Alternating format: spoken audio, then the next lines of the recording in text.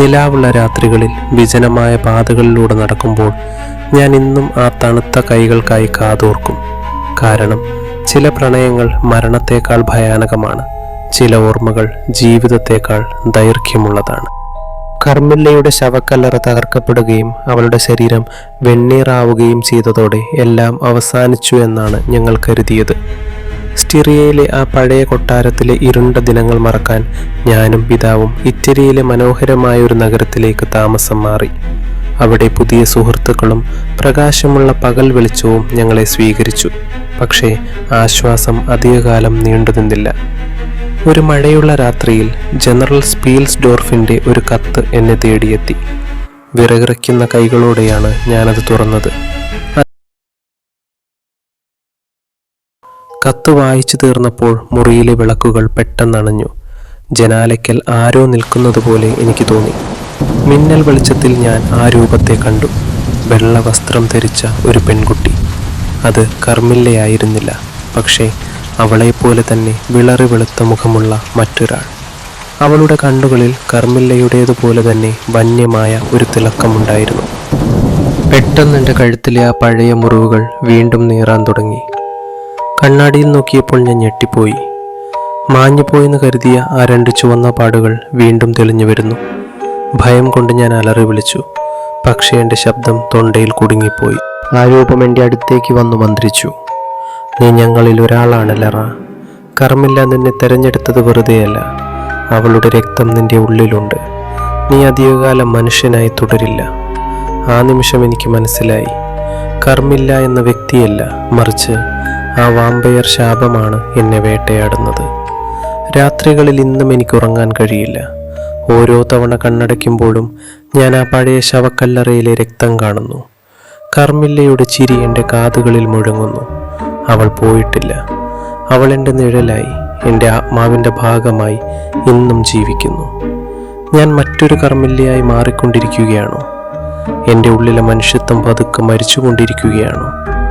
സ്റ്റിറിയയിലെ ആ കാടുകളിൽ നിന്ന് തുടങ്ങിയ ഈ ഭീകരത ഇപ്പോൾ എൻ്റെ കിടപ്പുമുറിയിൽ വരെ എത്തിയിരിക്കുന്നു. ഈ ശാപത്തിൽ നിന്ന് എനിക്ക് മോചനമില്ലെന്ന് ഞാൻ തിരിച്ചറിയുന്നു. മരണം മാത്രമാണോ ഇനി എനിക്ക് മുന്നിലുള്ള ഏക വഴി? അതോ ഈ ഇരുട്ടിൻ്റെ ലോകത്തേക്ക് എനിക്കും ഇറങ്ങിച്ചെല്ലേണ്ടി വരുമോ? ഇറ്റലിയിലെ ആ മഴയുള്ള രാത്രിയിൽ ജനറൽ സ്പീൽസ്ഡോർഫിൻ്റെ കത്ത് കയ്യിലിരിക്കെ എൻ്റെ ലോകം തകർന്നുപോയി. കണ്ണാടിയിൽ കണ്ട ആ രൂപം, അത് കർമില്ലയായിരുന്നില്ല, പക്ഷേ അവളുടെ അതേ ഛായയുള്ള മറ്റൊരു സുന്ദരിയായിരുന്നു. അവൾ എൻ്റെ അടുത്തേക്ക് നടന്നു വന്നപ്പോൾ മുറിയിലുണ്ടായിരുന്ന മെഴുകുതിരികൾ ഓരോന്നായി അണഞ്ഞു. അവൾ എൻ്റെ തോളിൽ കൈവച്ചു. ആ കൈകൾക്ക് മഞ്ഞുപാളിയേക്കാൾ തണുപ്പായിരുന്നു. അവൾ മന്ത്രിച്ചു, പേടിക്കേണ്ട ലെയർ. കർമില്ല നിനക്ക് നൽകിയത് മരണമല്ല, മറിച്ച് അനശ്വരതയാണ്. നീ ഞങ്ങളിൽ ഒരാളായി മാറിക്കൊണ്ടിരിക്കുകയാണ്. നിന്റെ നരകതുല്യമായ മനുഷ്യജീവിതം അവസാനിക്കാൻ പോകുന്നു. പെട്ടെന്ന് എനിക്ക് വല്ലാത്തൊരു ദാഹം അനുഭവപ്പെട്ടു. വെള്ളം കുടിച്ചാൽ മാറാത്ത, ആഹാരം കഴിച്ചാൽ തീരാത്ത ഒരു വന്യമായ ദാഹം. എൻ്റെ കണ്ണുകൾക്ക് ഇരുട്ടിലെല്ലാം വ്യക്തമായി കാണാൻ കഴിഞ്ഞു. ജനാലയ്ക്ക് പുറത്തുള്ള മരങ്ങളിലിരിക്കുന്ന മവ്വാലുകളുടെ ചിറകടി പോലും എനിക്ക് വ്യക്തമായി കേൾക്കാം. എൻ്റെ ഇന്ദ്രിയങ്ങൾ അസാധാരണമാംവിധം ഉണർന്നിരിക്കുന്നു. രാത്രിയുടെ നിശബ്ദതയിൽ ഞാൻ താഴത്തെ നിലയിലേക്കിറങ്ങി. എൻ്റെ പിതാവ് ലൈബ്രറിയിൽ ഉറങ്ങുകയായിരുന്നു. അദ്ദേഹത്തിൻ്റെ കഴുത്തിലെ ഞരമ്പുകൾ തുടിക്കുന്നത് ഞാൻ കണ്ടു. ഒരു നിമിഷം, വെറുമൊരു നിമിഷം, എൻ്റെ ഉള്ളിൽ ഒരു പിശാചുണർന്നു. അദ്ദേഹത്തിൻ്റെ രക്തത്തിൻ്റെ ഗന്ധം എന്നെ ഭ്രാന്ത് പിടിപ്പിച്ചു. ഞാൻ അദ്ദേഹത്തിൻ്റെ അടുത്തേക്ക് നീങ്ങി. എൻ്റെ നഖങ്ങൾ നീണ്ടുവരുന്നത് ഞാൻ കണ്ടു. ലാർ, നീ എന്താണ് ഈ ചെയ്യുന്നത്? എൻ്റെ ഉള്ളിലെ അവസാനത്തെ മനുഷ്യത്വം ആരോടോ എന്ന വണ്ണം വിളിച്ചു ചോദിച്ചു. ഞാൻ പെട്ടെന്ന് പിന്നോട്ട് മാറി. എനിക്ക് എന്നെ തന്നെ പേടി തോന്നി. ഞാൻ വീടിന് പുറത്തേക്ക് ഓടി. നിലാവെളിച്ചത്തിൽ എൻ്റെ നിഴൽ മണ്ണിൽ വീഴുന്നില്ലെന്ന് ഞാൻ ഞെട്ടലോടെ തിരിച്ചറിഞ്ഞു. ഞാനൊരു വാമ്പയറായി മാറിക്കഴിഞ്ഞിരിക്കുന്നു. കർമില്ലയുടെ രക്തം എൻ്റെ സിരകളിൽ പടർന്നു പിടിച്ചിരിക്കുന്നു. ആ ഇരുണ്ട രൂപം വീണ്ടും എൻ്റെ മുന്നിൽ പ്രത്യക്ഷപ്പെട്ടു. നീ ഒറ്റയ്ക്കല്ല ലെറ. കർൺസ്റ്റൈൻ കുടുംബം നിന്നെ സ്വാഗതം ചെയ്യുന്നു. സിസ്റ്ററിയയിലെ പഴയ ശവക്കല്ലറകൾ നമ്മെ കാത്തിരിക്കുകയാണ്. അവിടെ നമ്മൾ പുതിയൊരു സാമ്രാജ്യം പണിയും. ഞാൻ ആകാശത്തേക്ക് നോക്കി. ചന്ദ്രൻ ഇന്ന് കൂടുതൽ ചുവപ്പായി എനിക്ക് തോന്നി. മനുഷ്യരുടെ ലോകം എനിക്ക് എന്നേക്കുമായി നഷ്ടപ്പെട്ടിരിക്കുന്നു. ഇനി എൻ്റെ ജീവിതം രാത്രികളിലാണ്, രക്തത്തിന്റെ ഗന്ധം തേടിയുള്ള യാത്രകളിലാണ്. ജനറൽ സ്പീൽസ്ഡോർഫിനും എൻ്റെ പിതാവിനും എന്നെ ഇനി രക്ഷിക്കാൻ കഴിയില്ല. ഞാൻ തേടുന്നത് കർമില്ലയെയാണ്. അവൾ എവിടെയോ ഉണ്ടെന്ന് എൻ്റെ മനസ്സ് പറയുന്നു. അവളുടെ ആ ചാരത്തിൽ നിന്ന് അവൾ വീണ്ടും ഉയർത്തെഴുന്നേൽക്കുമെന്ന് ഞാൻ വിശ്വസിക്കുന്നു. ഞങ്ങൾ വീണ്ടും ഒന്നാകും. ഈ പ്രപഞ്ചം അവസാനിക്കുന്നതുവരെ ഞങ്ങൾ രാത്രിയുടെ നിഴലുകളായി തുടരും. രാത്രിയുടെ നിശബ്ദതയിൽ ഞാൻ ഇറ്റലിയിലെ ആ തെരുവുകളിലൂടെ ഒരു നിഴൽ പോലെ നീങ്ങി. എൻ്റെ പാദങ്ങൾ മണ്ണിൽ സ്പർശിക്കുന്നത് പോലും ആരും കേട്ടില്ല. എന്നെ നോക്കിയ ആ പഴയ കണ്ണാടിയിൽ എൻ്റെ പ്രതിബിംബമുണ്ടായിരുന്നില്ല. ഞാൻ ലെറയല്ല. ഞാൻ ലെറയായിരുന്ന ആ പെൺകുട്ടിയുടെ വെറുമൊരു ശവക്കല്ലറ മാത്രമാണ്. എൻ്റെ ഉള്ളിലെ മനുഷ്യത്വം ഓരോ നിമിഷവും മരിച്ചുകൊണ്ടിരുന്നു. എൻ്റെ ഉള്ളിൽ ഒരു അഗ്നി എരിയുന്നുണ്ടായിരുന്നു. അത് വിശപ്പല്ല, അത് ദാഹമാണ്. മനുഷ്യരക്തത്തിനു വേണ്ടിയുള്ള അടങ്ങാത്ത ദാഹം. ഓരോ മനുഷ്യന്റെയും കഴുത്തിലെ ഞരമ്പുകൾ തുടിക്കുന്നത് എനിക്ക് ദൂരെ നിന്ന് പോലും കാണാമായിരുന്നു. അവരുടെ ഹൃദയമിടിപ്പ് ഒരു താളം പോലെ എൻ്റെ കാതുകളിൽ മുഴങ്ങി. ഓരോ മിടിപ്പും എന്നെ ഭ്രാന്ത് പിടിപ്പിച്ചു. എൻ്റെ നഖങ്ങൾ മന്യമായി നീണ്ടുവരുന്നത് ഞാൻ കണ്ടു. വേണം, എനിക്കത് വേണം. എൻ്റെ ഉള്ളിലെ ആ പിശാച് നിരന്തരം മന്ത്രിച്ചുകൊണ്ടിരുന്നു. പെട്ടെന്ന് ഒരു വിജനമായ ഇടവഴിയിൽ ഞാൻ അവളെ കണ്ടു. പാവപ്പെട്ട ഒരു വേലക്കാരി പെൺകുട്ടി കയ്യിൽ ഒരു വിളക്കുമായി ധൃതിയിൽ നടന്നു വരികയാണ്. അവളെ കണ്ടപ്പോൾ എൻ്റെ കണ്ണുകൾ ചുവന്നു തുടങ്ങി. ലോകം മുഴുവൻ ചുവന്ന നിറമായി എനിക്ക് തോന്നി. എനിക്കെന്നെ നിയന്ത്രിക്കാൻ കഴിഞ്ഞില്ല. ഞാനൊരു വേട്ടക്കാരനെ പോലെ, വന്യമൃഗത്തെ പോലെ അവൾക്ക് നേരെ പാഞ്ഞു. അവൾ എന്നെ കണ്ട് ഭയന്ന് നിലവിളിക്കാൻ ശ്രമിച്ചു. പക്ഷേ എൻ്റെ കൈകൾ മിന്നൽ വേഗത്തിൽ അവളുടെ വായ പൊത്തിപ്പിടിച്ചു. ആ സ്പർശനത്തിന് മഞ്ഞ പോലെ തണുപ്പായിരുന്നു. അവൾ എൻ്റെ കൈകളിൽ കിടന്നു പിടഞ്ഞു. ഞാൻ അവളുടെ കഴുത്തിലേക്ക് എൻ്റെ മുഖം താഴ്ത്തി. കൂർത്ത പല്ലുകൾ അവളുടെ മൃദുവായ മാംസത്തിലേക്ക് ആഴ്ന്നിറങ്ങിയപ്പോൾ എനിക്ക് ലഭിച്ചത് സമാനതകളില്ലാത്ത ഒരു ആനന്ദമായിരുന്നു. അവളുടെ ജീവൻ ഓരോ തുള്ളിയായി എൻ്റെ ഉള്ളിലേക്ക് ഒഴുകി. അവൾ പതുക്കെ എൻ്റെ കൈകളിൽ തളർന്നു വീണു. അവളുടെ ശരീരം തണുത്തുറഞ്ഞു. ആ നിമിഷം ഞാൻ എന്നെ തന്നെ വെറുത്തു. എൻ്റെ ഉള്ളിലെ ആ പഴയ ലെറ കരയുന്നുണ്ടായിരുന്നു. പക്ഷെ ആ വെറുപ്പിനേക്കാൾ വലുതായിരുന്നു എനിക്ക് ലഭിച്ച ആ പുതിയ കരുത്ത്. രക്തം കുടിച്ചപ്പോൾ എൻ്റെ സിരകളിൽ മിന്നൽ പിണരുകൾ പായുന്നതുപോലെ എനിക്ക് തോന്നി. നന്നായിരിക്കുന്നു ലെറെ, നീ ഇപ്പോൾ പൂർണ്ണമായും ഞങ്ങളിൽ ഒരാളായിരിക്കുന്നു. ഇരുട്ടിൽ നിന്ന് ആ ശബ്ദം വീണ്ടും കേട്ടു. അത് ആ പഴയ കൗണ്ടസ് മർക്കല്ലയുടെ വംശത്തിൽപ്പെട്ട മറ്റൊരു സ്ത്രീയായിരുന്നു. അവൾ നിഴലുകൾക്കിടയിൽ നിന്ന് പുഞ്ചിരിച്ചുകൊണ്ട് പുറത്തു വന്നു. അവളുടെ വസ്ത്രങ്ങളിൽ നിന്ന് അതേ വന്യമായ പൂക്കളുടെ ഗന്ധം വരുന്നുണ്ടായിരുന്നു. ഇനി നമുക്ക് മടങ്ങണം, അവൾ അധികാരത്തോടെ പറഞ്ഞു. സ്റ്റിറിയയിലെ ആ പഴയ കാടുകൾ നിന്നെ കാത്തിരിക്കുകയാണ്. അവിടെ നമ്മുടെ കുടുംബം വീണ്ടും ഒന്നിക്കാൻ പോവുകയാണ്. ജനറൽ സ്പിൽസ്റ്റോർഫിനും നിന്റെ പിതാവിനും ഇനി നമ്മളെ തടയാൻ കഴിയില്ല. നീ ഇപ്പോൾ മരണമില്ലാത്തവളാണ്. ഞാൻ ആ പെൺകുട്ടിയുടെ മൃതദേഹം അവിടെ ഇരുട്ടിൽ ഉപേക്ഷിച്ചു. എൻ്റെ വസ്ത്രങ്ങളിൽ രക്തക്കറകൾ പുരണ്ടിരുന്നു. ഞാൻ ആകാശത്തേക്ക് നോക്കി ചീറ്റിയററി.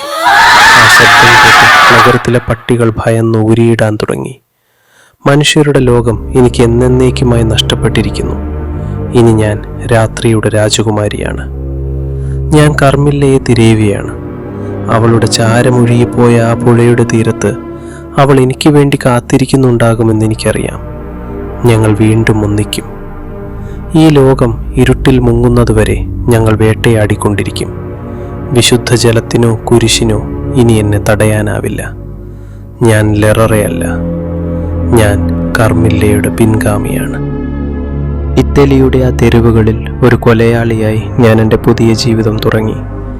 എൻ്റെ കൂടെയുള്ള ആ നിഗൂഢ രൂപം കർൺസ്റ്റൈൻ, വംശത്വത്തിലെ മറ്റൊരു രക്തദാഹി, എനിക്ക് വഴികാട്ടിയായി. ഞങ്ങൾ നിഴലുകൾക്കിടയിലൂടെ മനുഷ്യരുടെ കണ്ണിൽപ്പെടാതെ സ്റ്റിറിയയിലെ ആ പഴയ വനപ്രദേശങ്ങളിലേക്ക് യാത്ര തിരിച്ചു.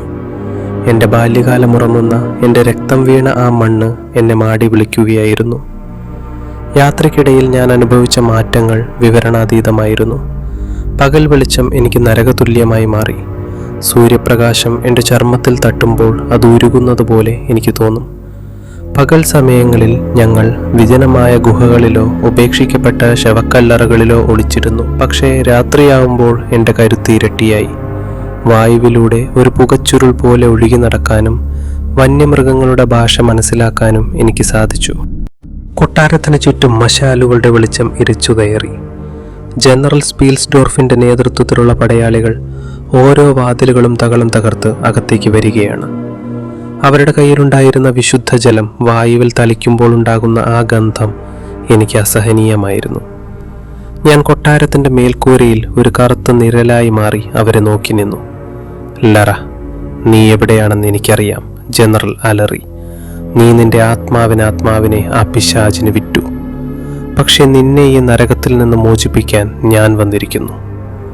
ഞാൻ താഴേക്ക് കുതിച്ചു. ഒരു മനുഷ്യനും സാധിക്കാത്ത വേഗതയിൽ ഞാൻ ജനറലിന് മുന്നിൽ പ്രത്യക്ഷപ്പെട്ടു. എൻ്റെ കണ്ണുകൾ ചുവന്നു തുടങ്ങുന്നുണ്ടായിരുന്നു. നഖങ്ങൾ വന്യമൃഗങ്ങളുടേതുപോലെ നീണ്ടുവന്നു. എന്നെ കണ്ടപ്പോൾ ജനറൽ ഭയന്നില്ല. പകരം തൻ്റെ വെള്ളിവാൾ ഊരിപ്പിടിച്ചു. നീ വൈകിപ്പോയി ജനറൽ. എൻ്റെ ശബ്ദം ഒരു കാട്ടുചീറ്റിയുടേതുപോലെ ഭീകരമായിരുന്നു.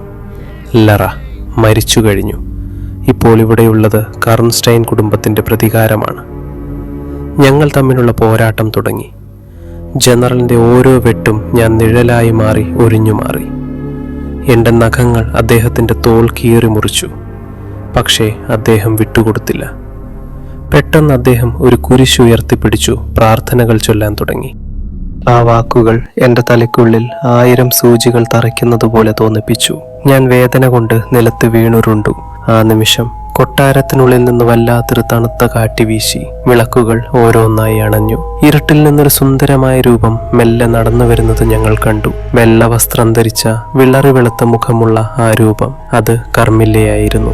അവളുടെ ശരീരം വെണ്ണീറായെന്ന് ഞങ്ങൾ കരുതിയതാണ്. പക്ഷേ അവളുടെ ആത്മാവ് ലറയുടെ രക്തത്തിലൂടെ ഉയർത്തെഴുന്നേറ്റിരിക്കുന്നു. കർമില്ല എൻ്റെ അടുത്തേക്ക് വന്നു. അവളുടെ തണുത്ത കൈകൾ എൻ്റെ തലയിൽ തലോടി. അവൾ ജനറലിനെ നോക്കിയൊന്ന് ചിരിച്ചു. ആ ചിരിയിൽ മരണത്തിന്റെ ഗന്ധമുണ്ടായിരുന്നു. നീ തോറ്റുപോയി ജനറൽ, കർമില്ല മന്ത്രിച്ചു. ഞങ്ങൾ ഒന്നാണ്. ഇനി ഞങ്ങളെ ആർക്കും വേർപെടുത്താൻ കഴിയില്ല.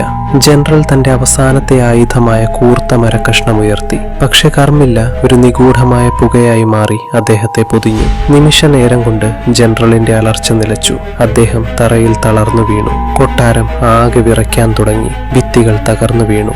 ഞാനും കർമില്ലയും ആ തകർന്ന കൊട്ടാരത്തിന്റെ അവശിഷ്ടങ്ങൾക്കിടയിൽ നിന്ന് രാത്രിയുടെ ഇരുട്ടിലേക്ക് നടന്നു നീങ്ങി. സ്റ്റിറിയയിലെ ആ വനം ഞങ്ങളെ സ്വീകരിക്കാൻ തയ്യാറായി നിന്നു. 12 വർഷങ്ങൾക്ക് മുൻപ് തുടങ്ങിയ ആ യാത്ര ഇന്ന് പൂർണ്ണമായിരിക്കുന്നു. ഞങ്ങളിനി ഈ കാടുകളിലെ നിഴലുകളാണ്.